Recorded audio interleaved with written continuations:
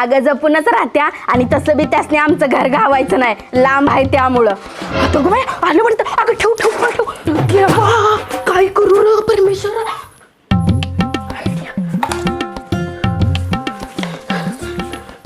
अव मी आहे.